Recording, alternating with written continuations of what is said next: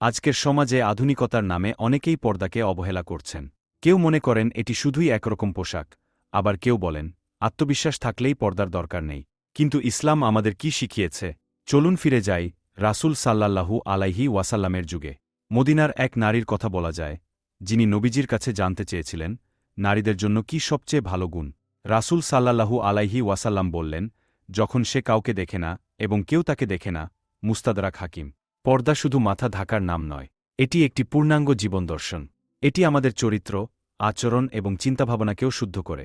আল্লাহ তায়ালা বলেন, হে নবী, মুমিন নারীদের বলো তারা যেন তাদের দৃষ্টিকে সংযত রাখে, লজ্জাস্থান সংরক্ষণ করে, এবং যেন তারা তাদের সৌন্দর্য প্রকাশ না করে, যা স্বাভাবিকভাবে প্রকাশ পায় তা ছাড়া। সূরা আন-নূর।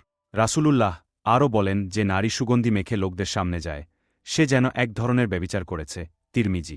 তাই ইসলামে পর্দা মানে নিজের শরীর, চোখ, আচরণ এবং অন্তরের পর্দা।